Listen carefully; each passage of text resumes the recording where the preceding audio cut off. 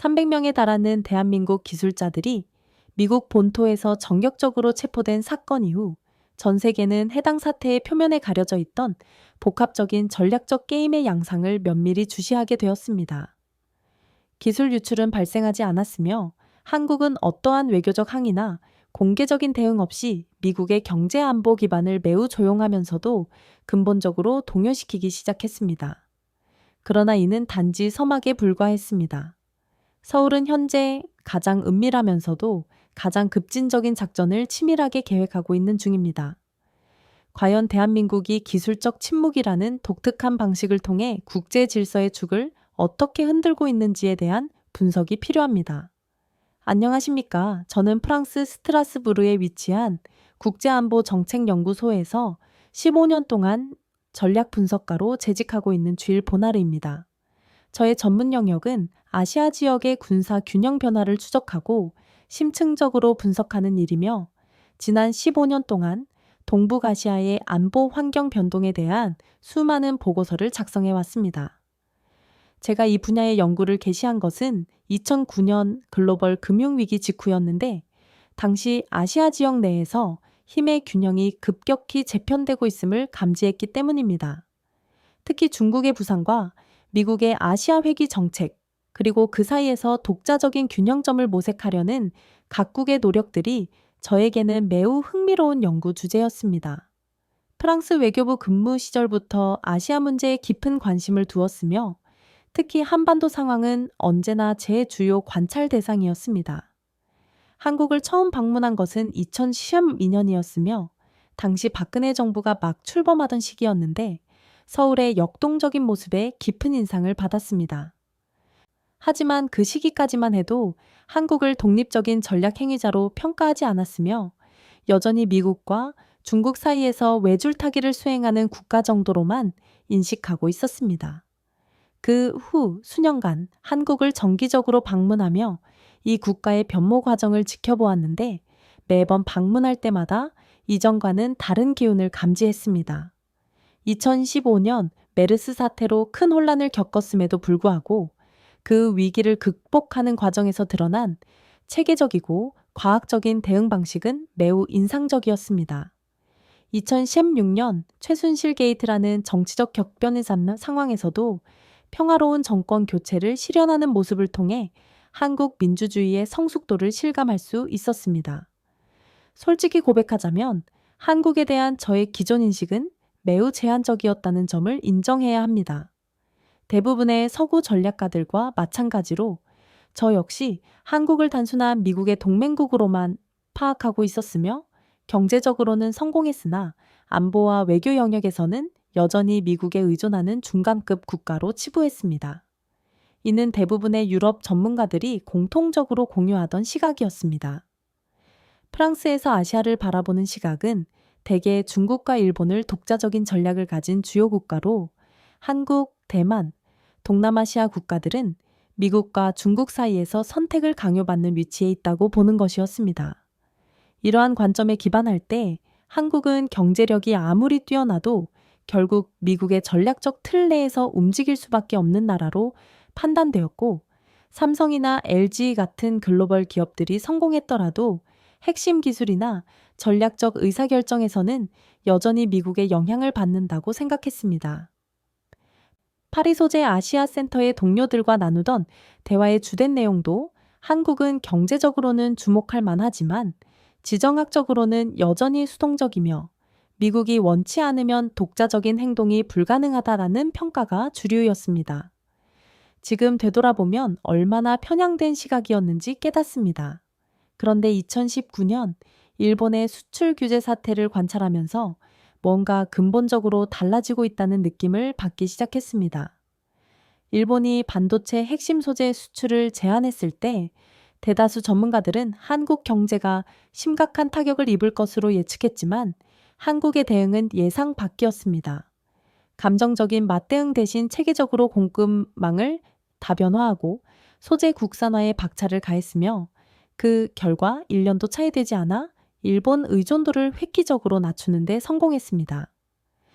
그때부터 한국이 단순히 외부 환경에 수동적으로 반응하는 나라가 아니라 위기를 기회로 전환하는 능력, 장기적 관점에서 전략을 수립하는 역량, 그리고 무엇보다 국민 전체가 하나의 목표를 향해 결집하는 힘을 가진 나라임을 인식하기 시작했습니다. 최근 몇 달 동안 서울에서 포착된 일련의 움직임들은 저의 기존 생각을 완전히 뒤바꿔 놓았습니다. 이번에는 단순한 정책 전환을 넘어 지정학적 지진에 준하는 완전히 다른 차원의 변화가 발생하고 있다는 직감이 들었습니다. 처음에는 한국 정부의 일시적 강경 노선으로 판단했으나 시간이 흐르면서 이것이 훨씬 근본적이고 구조적인 변화라는 것을 깨달았습니다. 프랑스에서 아시아 전략을 연구할 때 유럽 각국, 독일 베를린, 영국 런던, 이탈리아 로마, 이 안보 네트워크를 통해 다양한 정보를 접하지만 이번에 감지된 한국의 움직임은 기존의 동맹국 패턴과는 확연히 달랐습니다. 보통 동맹국이 미국과 갈등을 겪을 때는 예측 가능한 패턴이 존재하지만 이번 경우는 차원이 달랐습니다. 런던 채텀하우스의 아시아 담당 연구원과 나눈 대화에서 그는 한국에서 벌어지는 일은 단순한 정책 조정이 아니라 국가 정체성의 근본적 변화인 것 같다고 언급했으며 베를린 독일 국제정치연구소 동료 역시 한국이 드디어 자신만의 목소리를 찾기 시작했다고 평가했습니다. 특히 제가 주목한 부분은 한국 정부의 언어 사용 변화였습니다. 과거에는 한미 공조를 바탕으로 동맹 국가의 협력을 통해와 같은 표현이 주를 이루었으나 최근에는 국익을 기준으로 주권적 판단에 따라와 같은 표현들이 현저하게 증가했습니다. 처음에는 수사법의 변화로 여겼지만 언어의 변화는 언제나 의식의 변화를 반영하는 법이므로 이는 근본적인 신호임을 깨달았습니다. 한국의 외교 문서들을 분석해보면 이러한 경향은 더욱 명확해집니다. 2020년 이전까지는 거의 모든 주요 정책 문서에서 미국과의 공조나 협력이 전제 조건처럼 언급되었지만 최근 문서들에서는 한국의 독자적 판단이나 국익 우선이라는 표현들이 훨씬 자주 나타납니다. 이는 단순한 문체의 변화가 아니라 사고방식의 근본적인 전환을 의미하는 것이었습니다. 며칠 전 서울 외곽에 위치한 한 비공식 안보 포럼에서 믿기 어려운 이야기를 들었습니다. 그곳에서 만난 전직 국방부 고위 관료가 조용히 제게 속삭였습니다. 우리 정부는 SMA 협상에서 완전히 손을 뗄 준비를 하고 있습니다. 이어서 그는 향후 2년 이내에 주한미군 28,000명 전원을 철수시키는 것을 공식 국가전략 안건으로 상정했습니다. 라고 밝혔습니다. 저는 충격으로 말문이 막혔습니다. SMA 한미 방위비 분담 특별 협정은 단순한 예산 문제가 아닌 한미 동맹의 근간을 이루는 사안이며 주한미군 전면 철수는 70년 이상 지속된 한미 관계의 완전한 재편을 의미했기 때문입니다. 이는 한반도뿐만 아니라 동북아시아 전체, 나아가 글로벌 안보 질서에 엄청난 파급 효과를 미칠 수밖에 없는 결정이었습니다. 그 관료는 설명을 이어갔습니다. 지금까지 우리가 SMA 협상에서 양보해온 주된 이유는 금전적인 것이 아니라 안보 의존도 때문이었습니다. 하지만 이제 상황이 역전되었습니다. 우리는 독자적으로 안보를 유지할 수 있는 역량을 완벽히 갖추었으며 오히려 미국에 대한 의존이 더 큰 리스크가 될 수 있다는 냉철한 판단을 내렸습니다. 이 말을 들었을 때 한국이 이토록 근본적인 패러다임 전환을 고려하고 있다는 사실에 큰 충격을 받았습니다. 그는 또한 이러한 논의가 트럼프 행정부 시절 미국이 방위비 분담금을 5배로 증액하라고 요구했을 때부터 시작되었음을 밝혔습니다. 당시 내부적으로 과연 이러한 관계가 지속 가능한가? 우리가 이런 방식으로 계속 끌려다녀야 하는가? 라는 근본적인 질문들이 제기되기 시작했습니다. 바이든 행정부가 들어서면서 분위기가 다소 완화될 것이라는 기대도 있었으나 본질적으로 한국을 동등한 파트너가 아닌 관리해야 할 동맹국으로 보는 시각이 지배적이었기에 한국 역시 근본적인 대안을 모색할 수밖에 없었다고 설명했습니다. 그 포럼은 서울 강남구 청담동의 고급 프라이빗 클럽에서 외교, 국방, 경제 분야의 핵심 전문가들만이 참석한 가운데 열렸으며 분위기는 매우 조심스러웠지만 동시에 수년간 준비해온 계획이 드디어 실행 단계에 접어들었다는 묘한 확신으로 가득 차 있었습니다. 대화 중에 나온 정보들을 종합해 볼 때 한국 정부의 이러한 계획 수립이 최근 몇 달 사이의 일이 아니라는 것을 명확히 알 수 있었습니다. 한 외교관 출신 인사는 미국이 한국을 진정한 파트너로 인식하지 않는다는 것을 깨달은 순간부터 모든 것이 달라졌다. 그들은 여전히 한국을 보호해야 할 대상, 관리해야 할 동맹국 정도로만 생각하지만 한국은 이미 그 단계를 넘어섰다고 말했습니다. 이 발언은 한국의 변화가 단순한 반미 감정에서 비롯된 것이 아니라 철저하게 냉정한 현실인식을 기반으로 한다는 것을 보여주었습니다. 그는 계속해서 한미동맹은 상호 이익에 기반해야 마땅하지만 최근 몇 년간의 경험은 일방적인 관계에 가깝다. 미국의 이직은 항상 우선시되는 반면 한국의 이익은 부차적으로 취급되는 경우가 잦았고 이런 관계로는 지속 가능한 파트너십을 기대하기 어렵다고 강조했습니다. 또 다른 참석자는 한국은 이미 미국이 제공할 수 있는 것보다 더 많은 것을 스스로 해결할 수 있는 기술력, 경제력, 심지어 소프트 파워까지 갖추게 되었다. 그럼에도 1960년대식 관계를 유지하라고 요구하니 문제가 발생하는 것이라고 분석했습니다. 한국 정부의 조용한 준비 방식은 정말 인상적이었습니다.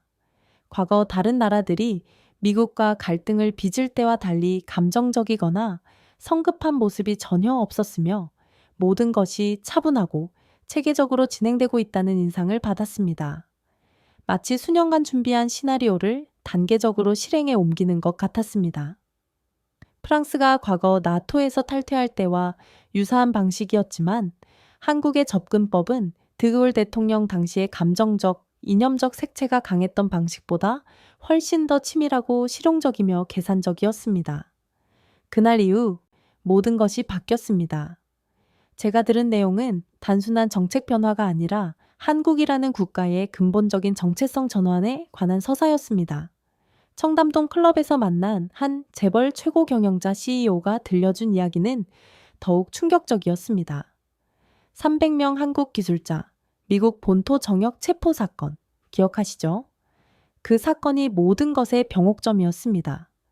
미국은 우리 기술을 획득하지 못했을 뿐만 아니라 오히려 그들의 경제 안보 기반을 스스로 무너뜨리는 결과를 초래했습니다. 그는 모든 데이터가 물리적 단절 상태로 설계되어 LS 외부 접속이 원천적으로 불가능했으며 체포된 기술자들은 미국 땅에서 단 한 줄의 소스 코드도 넘기지 않았다고 설명했습니다. CEO는 이어서 사실 그 고도의 보안 시스템은 하루아침에 구축된 것이 아니며 지난 10년간 우리 기업들이 조용히 준비해온 결과물입니다. 미국이 언젠가는 이러한 방식으로 기술 탈취를 시도할 것이라 예상하고 있었으며 화웨이 사건이나 틱톡 사건을 보면서 우리 역시 표적이 될 것을 이미 알고 있었습니다. 라고 덧붙였습니다. 저는 한국 기업들의 전략적 사고가 얼마나 장기적이고 체계적인지 이 대화를 통해 깨달았습니다. 그는 2018년부터 비공식적으로 기술 주권 프로젝트가 시작되었으며 핵심 기술들을 미국 시스템으로부터 분리하고 독자적인 보안 체계를 구축하는 작업이 진행되었다고 구체적으로 설명했습니다.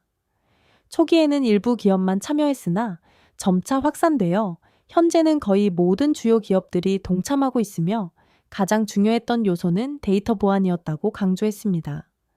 모든 핵심 데이터는 물리적으로 분리된 시스템에 저장되었고 외부에서 접근하려면 물리적으로 한국에 와서 특별한 절차를 거쳐야만 하도록 설계되었습니다. 비상시에는 모든 데이터가 자동으로 삭제되도록 하는 시스템도 완벽하게 구축되어 있었습니다. 이는 단순한 개인 차원의 보안을 넘어 국가 차원에서 체계적으로 준비된 기술 주권 보호 시스템이었으며 서구 기업들의 개별적인 접근 방식과는 완전히 차원이 다른 준비였습니다. 서구 기업들은 보통 개별적으로 보안을 준비하지만 한국은 국가적 차원에서 통합된 시스템을 구축해 놓았습니다. CEO는 가장 중요한 성공 요인으로 직원들의 의식을 꼽았습니다. 우리 엔지니어들은 단순히 기술을 다루는 사람들이 아니라 국가의 미래를 책임지는 사람들이라는 투철한 자각을 가지고 있습니다. 그렇기에 어떠한 압박이나 회유에도 굴복하지 않을 수 있었습니다. 서구 사회에서는 개인의 이익과 국가의 이익을 명확히 분리하는 경향이 강하지만 한국은 이 둘을 자연스럽게 통합하고 있는 독특한 기업 문화를 가지고 있음을 새삼 깨달았습니다.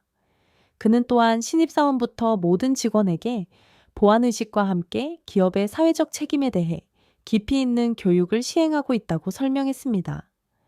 미국 정보기관들이 한국 기술자들로부터 정보를 얻어내려 했으나 완전히 실패했다는 사실은 놀라웠으며, 이는 개인의 의지력뿐만 아니라 조국을 위한 희생정신과 국가적 차원의 완벽한 준비가 결합된 결과였습니다.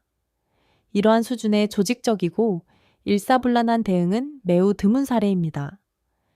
기술 주권이라는 개념이 구에 그치지 않고 이렇게 현실적이고 구체적인 형태로 구현될 수 있다는 사실을 목격하면서 저는 한국에 대한 기존의 인식을 완전히 수정해야 한다는 것을 깨달았습니다. 이는 경제적 성공을 넘어선 진정한 국가적 자립을 의미하는 것이었습니다. 또 다른 흥미로운 점은 한국 정부와 기업들 사이의 협력 방식이었습니다. 서구 국가들처럼 정부가 일방적으로 지시하는 방식이 아니라 공동의 목표를 위해 자발적으로 협력하는 모습을 보여주었습니다. 이러한 협력 문화는 한국만의 독특한 강점이며, 이는 유교 문화의 영향도 있겠지만 더 근본적으로는 공동체 의식이 강하기 때문인 것으로 보입니다.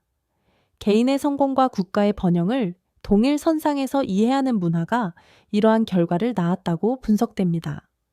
얼마 후 저는 서울 종로구 정부청사 인근의 외교정책연구소를 방문하여 전직 외교부 고위 인사와 비밀 회동을 가졌는데, 그분이 보여준 자료들은 제가 상상했던 것보다 훨씬 더 체계적이고 포괄적인 내용이었습니다.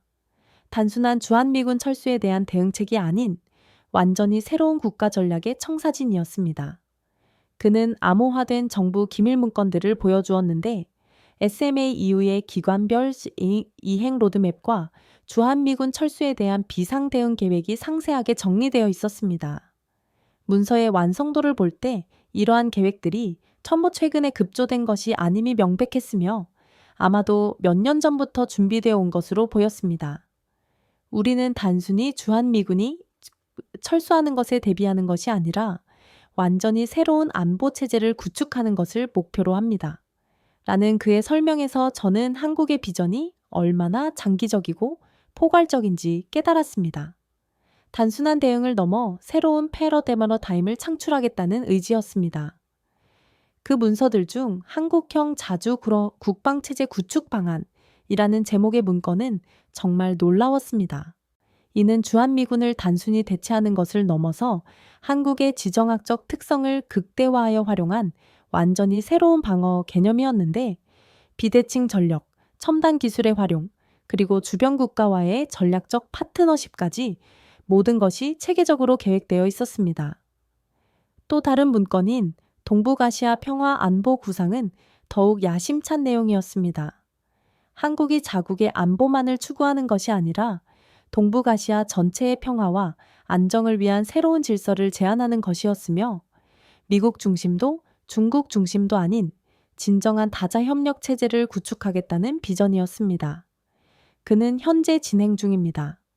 미국 측은 아직 본격적인 대응을 하지 못하고 있으며, 우리 쪽은 협상 테이블을 뒤엎는 것이 아니라 테이블 자체를 제거하는 방향으로 논의를 정리하고 있습니다. 라고 밝혔습니다. 이 말을 듣고 저는 한국의 전략이 얼마나 근본적인지 깨달았습니다. 기존 동맹 관계의 조건을 바꾸는 것이 아니라 아예 새로운 게임의 규칙을 만들겠다는 대담한 발상의 전환이었습니다. 그는 70년간 지속된 한미동맹 체제는 분명 한국의 안보와 발전에 기여했지만, 이제는 한국의 역량과 지위에 부합하지 않는 구시대적 체제가 되었다. 한국은 더 이상 보호받아야 할 나라가 아니라 다른 나라들과 협력하여 지역 평화에 기여할 수 있는 나라가 되었기 때문이다. 미국이 이러한 변화를 인정하고 새로운 관계를 모색해야 함에도 여전히 과거 방식에 매달리고 있어 우리가 먼저 변화의 길을 제시하기로 결정한 것이라고 설명했습니다. 제가 한국은 이제 스스로 지킬 수 있다고 판단한 것입니까? 라고 묻자 그는 단호하게 고개를 끄덕였습니다. 단순히 스스로를 지키는 것을 넘어서 아시아 전체의 평화와 안정에 기여할 수 있는 역량을 완벽히 갖추었다고 판단합니다. 우리의 목표는 미국에 의존하는 것도 중국에 종속되는 것도 아닌 완전한 전략적 자율성입니다. 그는 한국의 역량에 대해 자세히 설명했습니다. 경제력은 세계 10위권이며 기술력은 일부 분야에서 세계 최고 수준에 도달했습니다. K-팝, K-드라마를 통한 소프트 파워도 전 세계적으로 확산되고 있으며 군사력 역시 재래식 전력으로는 세계 6위 수준이며 방산 수출이 급성장하고 있습니다. 이 정도 역량을 갖춘 나라가 여전히 타국에 의존해야 할 이유가 있는가라는 반문이었습니다. 정부 청사 주변의 긴장된 분위기와 함께 한국 정부가 이 모든 과정을 얼마나 체계적이고 단계적으로 준비해 왔는지 확인할 수 있었습니다. 특히 인상적인 것은 모든 계획이 반미 감정이 아닌 철저한 현실 분석에 기반한 냉정한 전략적 판단이었다는 점입니다. 그는 또한 한국이 직면한 새로운 안보 환경에 대해 분석해 주었습니다. 냉전 시대와 달리 지금은 위협의 양상이 사이버 공격, 경제 제재, 기술 패권 경쟁, 정보 조작 등 훨씬 복합적이고 다차원적입니다. 이러한 환경에서는 군사 동맹에만 의존하기보다는 종합적인 국력을 바탕으로 한 전략적 자율성이 훨씬 더 효과적일 수 있습니다. 놀라운 것은 미국 측의 예상치 못한 당황과 대응 실패였습니다. 70년 이상 지속된 동맹 관계에서 한국이 이처럼 주도적이고 단호한 모습을 보일 것이라고는 전혀 예측하지 못했던 것 같았습니다. 이는 동맹에서 자립으로의 패러다임 전환이라는 역사적 의미를 갖는 순간이었습니다. 미국 입장에서는 한국을 너무 당연하게 여겨왔던 오판의 결과였을 것입니다. 그 외교관은 미국은 여전히 한국을 1950년대나 1960년대의 한국, 즉 도움이 필요하고 보호받아야 할 나라로 보고 있지만 한국은 이미 그런 나라가 아니며 오히려 많은 면에서 미국보다 앞서 있는 부분들이 있습니다. 라고 지적했습니다. 이 발언은 한국에 대한 미국의 인식이 얼마나 시대착오적인지를 보여주었습니다. 예를 들어 디지털 기술 분야에서 한국은 세입지 상용화, 온라인 교육 시스템, 비대면 서비스 등에서 미국보다 훨씬 선두에 있으며 코로나19 대응에서 보여준 K-방역 모델 역시 전 세계의 주목을 받았습니다. 이러한 역량을 무시하고 여전히 보호자 피보호자 관계를 고수하려 하니 갈등이 발생할 수밖에 없었습니다. 서울 외곽국방과학연구소에서 만난 현직 군 출신 전략가는 더욱 구체적인 설명을 해주었습니다. 미국이 더 이상 신뢰 가능한 우방이 아니라고 판단했기 때문입니다. 그들은 기술을 탈취하려 했고 이를 위해 자국의 법체계를 무기 삼아 동맹국을 협박했습니다. 이 말을 듣고 저는 한국이 왜 이러한 결단을 내리게 되었는지 이해할 수 있었습니다. 이는 단순한 감정적 반발이 아닌 신뢰 기반 동맹의 전제가 근본적으로 붕괴된 상황에서 내린 합리적인 판단이었습니다. 그는 한국이 독자적인 방어 체계를 구축할 수 있는 근거에 대해 상세히 설명했습니다. 한국의 방산 기술은 이미 세계 최고 수준에 도달했으며 K2 전차, KF-21 전투기, 천공 미사일 시스템 등은 모두 순수 한국 기술로 개발되었습니다. 이러한 시스템들은 단순히 미국이나 유럽 무기의 모방이 아니라 한국의 지리적 특성과 전술 환경에 최적화된 독창적인 시스템들입니다.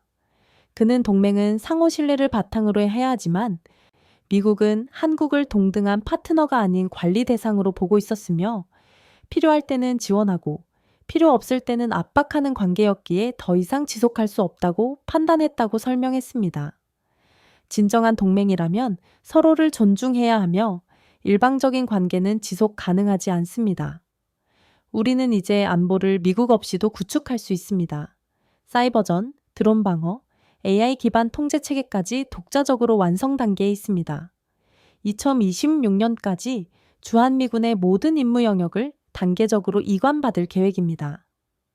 그는 한국의 첨단 방어 기술, 특히 AI와 빅데이터를 활용하여 모든 방어 자산을 실시간으로 연동하는 통합 지휘 통제 시스템, 이것은 미국조차 완전히 구현하지 못한 차세대 기술에 대해 자세히 설명했습니다. 사이버 방어 분야에서도 북한의 지속적인 사이버 공격을 막아내면서 축적한 경험과 기술 덕분에 세계 최고 수준에 도달했으며 실전 검증이 충분히 되어 있다고 강조했습니다. 국방과학연구소의 첨단 시설들을 둘러보면서 한국의 독자적인 군사 기술이 단순히 서구 기술을 추종하는 것이 아니라 한국만의 독창적인 시스템을 개발하고 있음을 확인할 수 있었습니다. 특히 놀라웠던 것은 한국형 미사일 방어 시스템이었습니다. 미국의 사드나 패트리어트와는 완전히 다른 방식으로 설계되었으며 한반도의 지형적 특성, 산악 지역과 도서 지역, 스을, 걸 오히려 방어 자산으로 활용하는 독창적인 개념이었습니다. 미국이 철수해도 한국은 혼란에 빠지지 않을 것이며 오히려 더 효율적이고 안정적인 방어 체제를 구축할 수 있을 것이라는 전략가의 말에는 외부 의존에서 안전 자립으로 전환하겠다는 강한 의지가 담겨 있었습니다. 다른 연구원 역시 한국의 지리적 특성을 고려할 때 미국식 방어 체제보다는 한국 고유의 방어 체제가 더 효과적일 수 있다고 동의했습니다. 우리는 지난 70년간 미국 방식에 맞추어 왔지만 이제는 우리만의 방식을 찾을 때가 되었다는 말을 들으면서 한국이 단순히 미국을 배제하려는 것이 아니라 더 나은 대안을 모색하고 있음을 알 수 있었습니다. 한국은 세면이 바다로 둘러싸인 반도 국가라는 방어에 유리한 특성이 있으며 전국토가 적의 화력권 안에 있다는 단점을 역이용하면 모든 지역에서 동시에 방어할 수 있다는 장점이 될 수도 있다는 흥미로운 분석도 제시되었습니다. 제가 워싱턴에 체류하던 중 목격한 광경은 정말 충격적이었습니다. 미국 동부시간 새벽 4시 300명의 한국 엔지니어들이 정력 체포되는 작전이 실행되었습니다. 표면적으로는 비자 위반 단속이라 발표되었지만 실제로는 사전에 치밀하게 계획된 압박 작전이었습니다. 반도체, AI, 양자 암호, 국방용 부품까지 한국의 미래기술 전 분야가 표적이 되었으며 이는 행정 처분이 아닌 기술 탈취를 위한 사전 계획된 압박이었습니다. 작전의 규모와 정밀함을 볼 때 단순한 우연이 아니었으며 각 분야별 핵심 인물들을 정확히 선별하여 동시 체포한 것은 몇 개월간 준비된 작전이라는 것이 명백했습니다. 미국 국토안보부와 연방수사국 FBI, 그리고 각 지역 경찰청이 완벽하게 협조한 대규모 작전이었습니다. 체포 명단에는 반도체 설계 전문가, AI 알고리즘 개발자, 양자 컴퓨팅 연구원, 5G 네트워크 엔지니어, 배터리 기술자, 로봇 공학자 등 한국의 차세대 핵심 기술을 담당하는 모든 분야의 최고 전문가들이 포함되어 있었습니다. 체포 시점 역시 새벽 3시에서 5시 사이였는데 이는 본국과의 연락을 차단하고 법적 대응을 어렵게 만들기 위한 전략적 선택이었던 것으로 보입니다. 하지만 미국이 계산하지 못한 치명적인 오판이 있었습니다. 그들은 한국을 압박에 굴복하는 파트너로 오인하고 있었던 것입니다.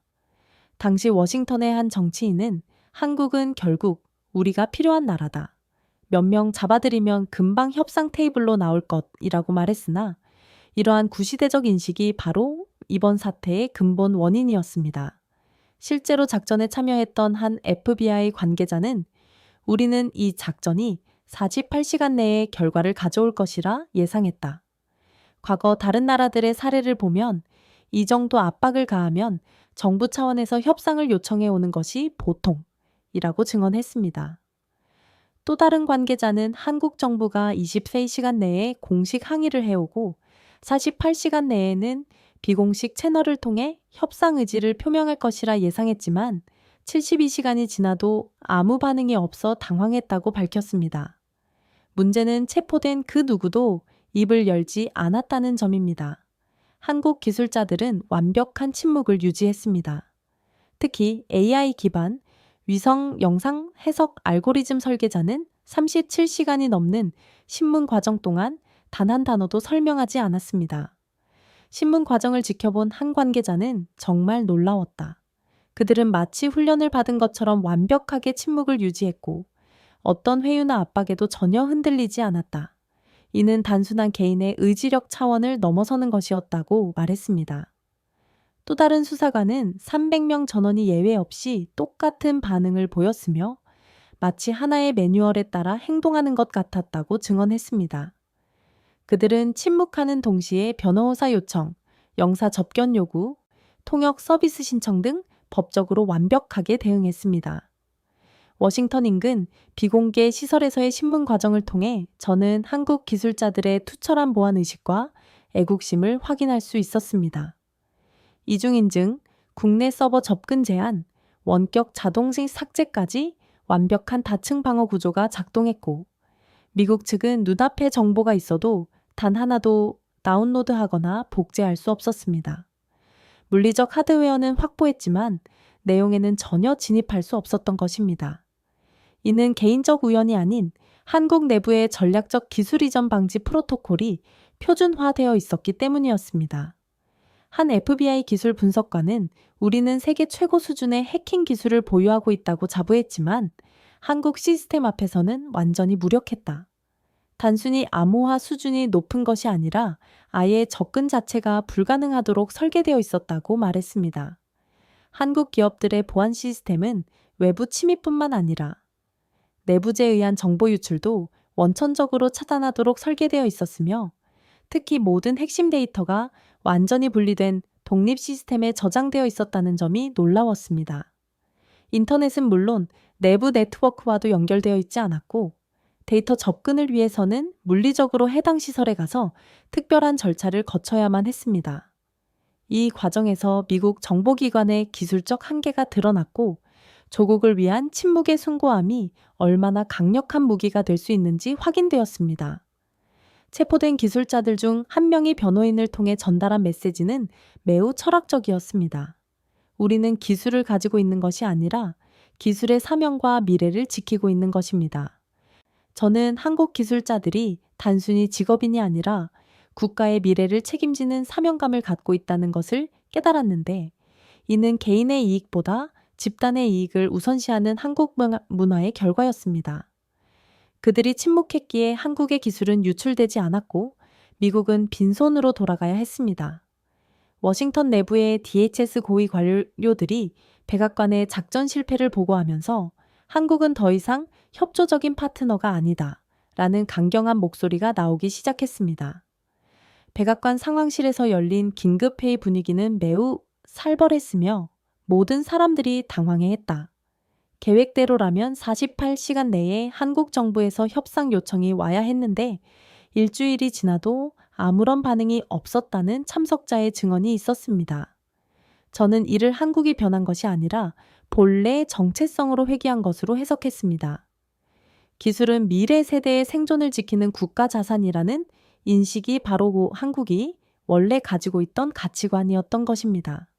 구금된 기술자들의 의연한 모습과 변호인을 통한 철학적 메시지는 워싱턴 정가의 당황과 분노를 동시에 안겨주었으며 미국의 힘이 무력화되는 순간을 목격하며 한국 기술 주권에 대해 완전히 새로운 인식을 갖게 되었습니다.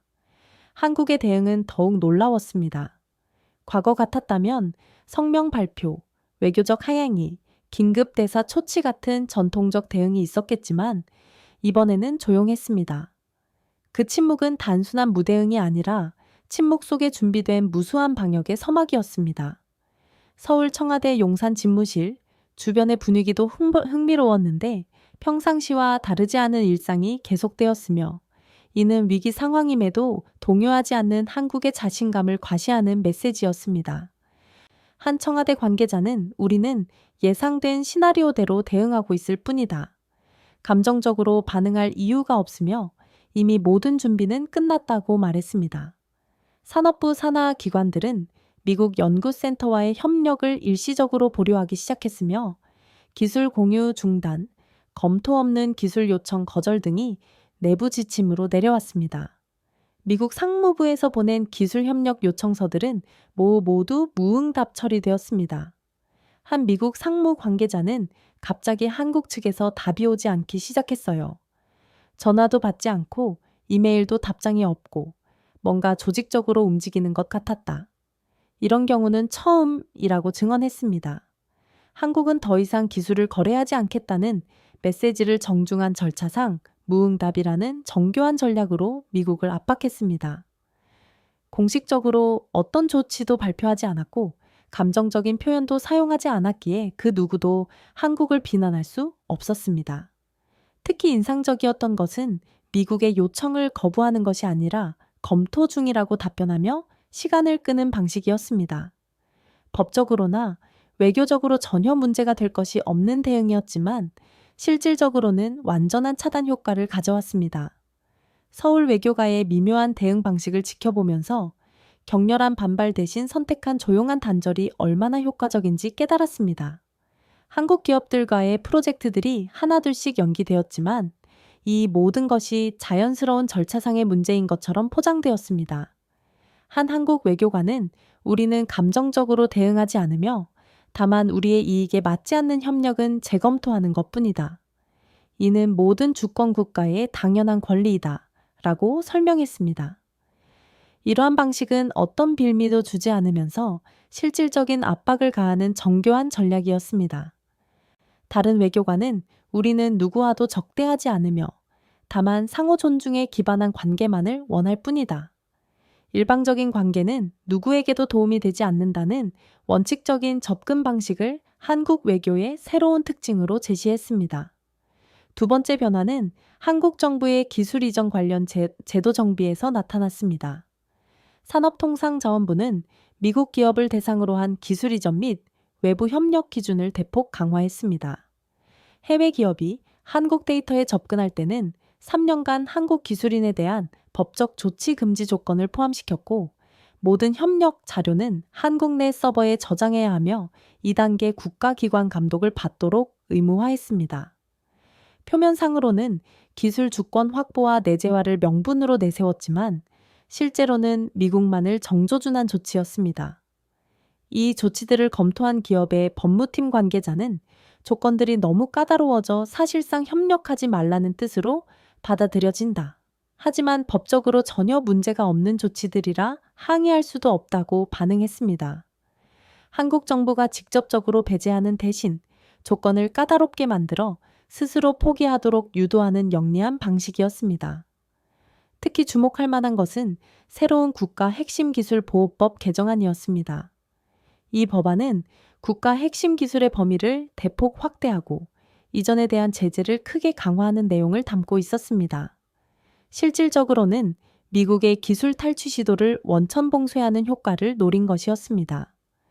미국은 공식 항의를 하지 못했는데 한국이 단 한 줄의 감정적 표현 없이 모든 것을 법적, 기술적 기준 강화라는 명분으로 처리하고 있었기 때문입니다. 한 산업 관계자는 우리는 단순히 국제 표준에 맞춰 제도를 개선한 것뿐이며 유럽의 GDPR, 중국의 데이터 보안법 등을 참고하여 한국에 맞는 시스템을 만든 것이라는 명분론적 접근이 정말 절묘했다고 설명했습니다. 이 과정에서 한국 기업들의 자발적 탈미국화 움직임도 가시화되기 시작했습니다. AI 반도체 스타트업들은 GPU 서버 대신 국산화 계획으로 전환했고 해양 안보 기술 기업들은 미국 보안 네트워크 라이선스 갱신을 거부했습니다.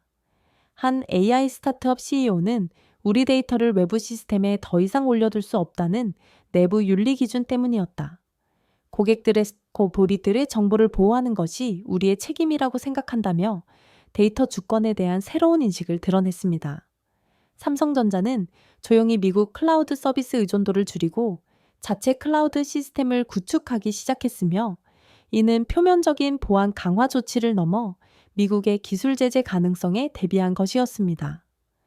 LG 역시 미국 소프트웨어 업체들과의 계약을 갱신하지 않고 유럽이나 자체 개발 솔루션으로 대체하기 시작했습니다. 이러한 움직임들은 개별적으로는 작아 보였으나 전체적으로는 상당한 규모의 탈미국화가 진행되고 있음을 보여주었습니다. 특히 놀라운 것은 아부다비 지점을 설립하여 미국 은행망 의존도를 5% 미만으로 줄인 기업들이 등장한 것이었습니다. 이는 아랍에미리트와의 새로운 협력 구조를 통해 미국 금융제재의 가능성을 무력화시킨 전략이었습니다. 한 대기업 CFO는 모든 달걀을 한 바구니에 담아두는 것은 위험하다고 판단했다. 리스크 분산 차원에서 아부다비 국제금융센터를 활용했는데 이곳은 영국 법 체계를 따르므로 법적 안정성이 보장되며 무엇보다 미국의 금융제재 영향을 받지 않는다는 점이 가장 큰 장점이었다고 설명했습니다. 이처럼 한국의 공공과 민간 양축은 미국과의 데이터, 기술, 시스템 연결 고리를 하나씩 끊어내고 있었습니다. 한국은 기술을 무기로 삼지 않고 오히려 기술을 국가 정체성으로 승화시켰으며 이러한 기업들의 자발적 탈미국화 움직임은 정부 주도가 아닌 국민 전체의 의식 변화에서 비롯된 것임을 알 수 있었습니다. 학계의 움직임도 흥미로웠는데 여러 대학들이 미국 대학과의 공동 연구 프로젝트를 재검토하기 시작했습니다. 특히 서울대학교는 공동 연구 중 일부를 유럽 대학들과의 협력으로 전환했으며 카이스트와 연세대, 고려대 역시 미국 의존도를 줄이는 방향으로 연구 전략을 조정하고 있었습니다. 서울대학교의 한 교수는 진정한 학문적 독립 없이는 국가적 독립도 불가능하다. 우리는 이제 우리만의 학문적 전통과 방법론을 발전시켜야 한다고 강조했습니다. 이러한 변화들이 모이면서 한국 전체가 서서히 그러나 확실하게 미국 중심 체제에서 벗어나고 있음을 느낄 수 있었습니다. 이는 냉정한 현실 판단에 기반한 자구책이었습니다. 뉴욕 투자펀드 간담회에서는 분위기 변화가 감지되었습니다. 미국 반도체 ETF와 AI 기술 관련 기업들의 시가총액이 급락하기 시작했고 참가자 중 한 명이 서울 쪽에서 뭔가 빠진 느낌이야. 한국과 관련된 프로젝트들이 하나둘씩 지연되거나 취소되고 있어. 직접적인 발표는 없지만 실질적으로 협력이 중단되고 있는 것 같다고 조용히 말했습니다. 한국과 연계된 미국 기업들이 리스크 프리미엄을 부담하게 되면서 자금 흐름에 변화가 생겼습니다. 한 헤지펀드 매니저는 한국이 공식적으로는 아무 말을 하지 않고 있지만 실질적으로는 매우 강력한 메시지를 보내고 있다. 이런 상황에서는 섣불리 투자하기 어려워진다고 분석했습니다. 미국 상원통상위원회에서 열린 기술산업안보청문회에서 공화당 의원은 왜 한국을 자극했습니까? 왜 협력국의 엔지니어들을 무리하게 체포해서 지금의 난리를 초래해냈냐는 말입니다. 라고 백악관을 질타했습니다. 백악관 국가안보자문은 동맹이 여전히 굳건하다고 반박했지만 민주당 측 내부 문건에는 우리는 과거처럼 아시아 동맹국을 종속적 협력자로만 간주했으며 기술이 국가의 정체성이 될 수 있다는 사실을 과소평가했다는 내용이 담겨 있었습니다. 청문회에서 나온 또 다른 증언은 한국은 예상보다 훨씬 자립적이고 전략적이며 그 침묵은 결코 수동적인 것이 아니었다는 평가였습니다.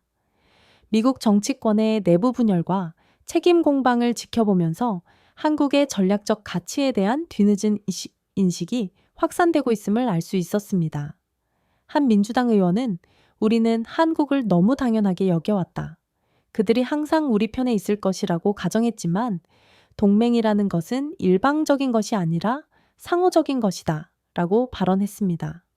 한 전직 국무부, 기후 고위 관리는 한국과의 관계를 재정의해야 할 때가 왔다. 더 이상 보호자 피보호자 관계가 아니라 진정한 파트너십을 구축해야 한다고 주장했습니다.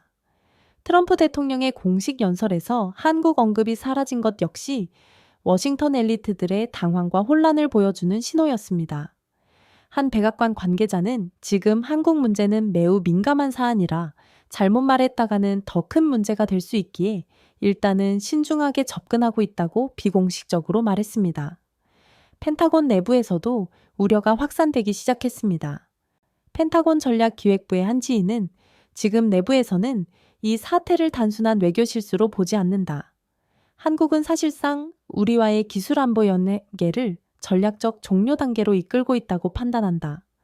AI 기반 정밀 타격 시스템이 미군 전술 운용 능력과 직결되는데 한국과의 기술 협력이 중단되면 심각한 문제가 발생할 수 있으며 우리는 거기에 대한 대책이 없다고 털어놓았습니다. 그는 한국의 기술력을 과소평가했으며 특히 AI와 반도체 분야에서 한국 없이는 미국 시스템이 제대로 작동하지 않는다는 것을 이제야 깨닫고 있다고 덧붙였습니다.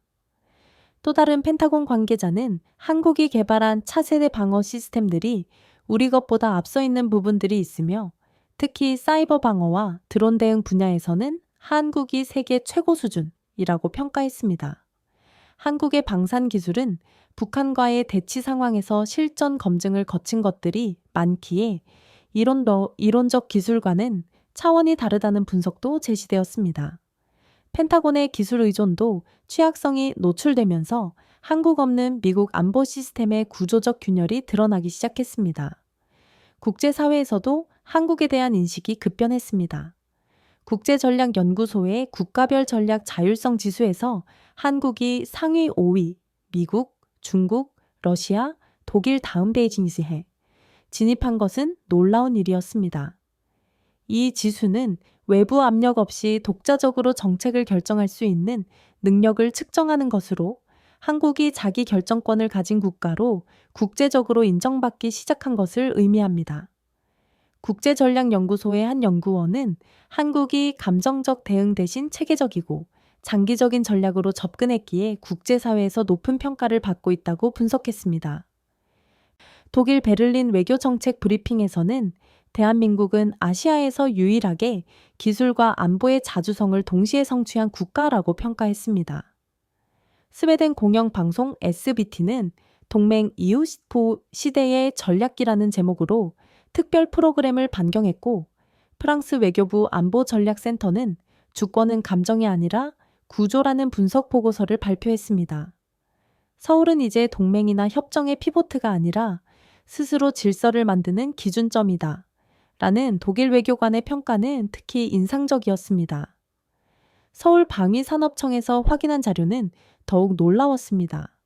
한국은 이제 자신을 지킬 수 있을 뿐만 아니라 28개국으로의 방산 수출 실적을 통해 다른 나라의 안보까지 공급할 수 있는 입장에 도달했습니다. 최근 5년간 한국의 방산 수출은 연평균 20% 이상 성장하여 현재 세계 5위권 안에 안착했으며 현지 맞춤형 개발, 기술 이전, 인프라 구축을 포함하는 풀 패키지 전략이 주요했습니다. 방위산업청 관계자는 우리는 단순히 무기를 파는 것이 아니라 평화를 파는 것이며 한국 방산의 가장 큰 장점은 실전 검증된 기술과 합리적인 가격, 그리고 신속한 납기라고 설명했습니다. 한국의 방산 기업들은 고객 맞춤형 서비스를 제공하며 단순히 완제품을 파는 것이 아니라 현지 상황에 맞는 최적의 솔루션을 제공하고 있었습니다. K9 자주포, TC침 고등훈련기, 수리온 헬기 등의 수출 성과는 정말 놀라운 수준이었습니다. 세계 각국 무관들은 한국 기술에 감탄하며 미국은 비싸고 러시아는 불안하며 유럽은 느리다. 하지만 한국은 믿을 수 있고 빠르며 현실적이다. 라는 평가를 내렸습니다.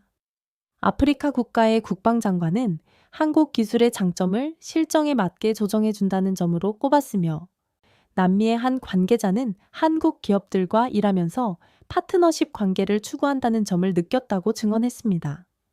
동유럽 무관은 한국 무기의 가장 큰 장점은 가성비이며 서구 무기의 80% 성능의 50% 가격이면 충분히 매력적이고 게다가 기술 이전이나 현지 생산까지 지원해주니 더할 나위 없다고 평가했습니다. 이 나라는 이제 전 세계의 방어를 판매하는 나라가 되었습니다. 한편 미국은 여전히 과거의 방식으로 대응하려 했습니다. 백악관 내부에서 한국을 겨냥한 3단계 보복 시나리오 무역, 외교, 금융 조치가 논의 중이라는 정보가 들려왔지만 한국은 아무런 반응도 내놓지 않았습니다. 이미 구축된 다각화 체제가 완벽하게 작동하고 있었기 때문입니다. 미국 재무부가 금융 압박을 시도했으나 한국 기업들의 미국 의존도는 이미 5% 미만으로 떨어진 상태였습니다. 한 한국 기업 CFO는 우리는 이미 몇 년 전부터 리스크 분산을 준비해 왔으며 지금은 미국 시장에 크게 의존하지 않는 구조라고 말했습니다. 삼성전자, LG 등 주요 기업들의 지역별 매출 비중이 미국 약 15% 수준뿐만 아니라 중국, 유럽, 아시아, 중동 등으로 고르게 분산되어 있었습니다. CNN은 한국은 더 이상 압박을 통해 방향을 바꾸는 나라가 아니다 라고 보도했습니다. 한 한국 외교 관료의 비공식 발언은 인상적이었습니다. 미국은 아직도 우리가 반응할 것이라 믿고 있지만 우리는 이미 반응하지 않기로 결정했습니다. 미국의 전통적 압박 수단들이 완전히 무력화되는 상황을 목격하면서 한국의 완벽한 대비 체제가 얼마나 치밀했다는지 깨달았습니다. 아부다비 지점을 통한 탈러 전략과 침묵으로 대응하는 한국의 지혜는 미국의 화살이 허공을 가르게 만들었습니다. 한 미국 재무부 관계자는 정말 놀랍다. 우리가 할 수 있는 조치들을 한국은 이미 다 예상하고 대비책을 마련해 놨더라고요. 이런 경우는 처음 본다고 말했습니다. 국무부 관계자는 한국의 이런 접근 방식이 다른 동맹국, 일본이나 호주에도 영향을 미칠 수 있음을 우려했습니다. 서울에서 언론과의 비공식 인터뷰를 진행하면서 저는 이 나라는 이제 자기 자신을 위해 안보를 정의하려는 첫 번째 세대에 도달했다는 평가를 내렸습니다. 한국 정부 언어의 변화와 한미 공조해서 국익 기준 판단은 단순한 단어의 문제가 아닌 국가 주체성에 대한 선언이었습니다. 국방백서에서 한미연합방위라는 표현이 한국형 통합 방위 구조로 중심축이 이동한 것을 보며 저는 이를 침묵의 헌법 개정이라고 명명했습니다. 한 정부 관계자는 우리는 헌법을 바꾸지 않았으며 다만 헌법 정신을 더 온전하게 구현하기 위해 정책 방향을 조정한 것일 뿐이다. 진정한 자주 독립이야말로 헌법이 추구하는 가치라고 설명했습니다. 길거리에서 만난 60대 여성분의 도와준다는 말이 더 무섭게 느껴져요. 이제는 우리가 우리를 지켜야 한다는 생각이 듭니다. 라는 말씀은 국민의식의 근본적 전환을 보여주는 증언이었습니다. 한 대학생은 우리 아버지 세대가 경제 발전을 이루어주셨다면 이제 우리가 정신적 독립을 이뤄야 할 때인 것 같아요. 라고 소감을 말했습니다.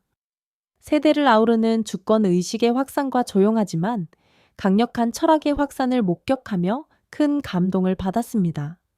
한국은 지금 안보를 재해석하고 있으며 그 중심에는 자기 자신을 위해 자기 자신이 결정한다는 단 하나의 원칙이 있습니다. 저는 한국에 대한 기존의 모든 편견을 버리게 되었습니다. 특히 인상적이었던 것은 정부, 기업, 학계, 시민사회가 서로 다른 방식으로 같은 목표를 향해 움직이는 한국 사회의 일체감이었습니다. 한 시민단체 활동가는 우리는 반미가 아니다. 다만 진정한 상호 존중에 기반한 관계를 원할 뿐이며 일방적인 관계는 지속 가능하지 않다고 말했습니다. 이러한 변화는 오랜 성찰의 결과였습니다.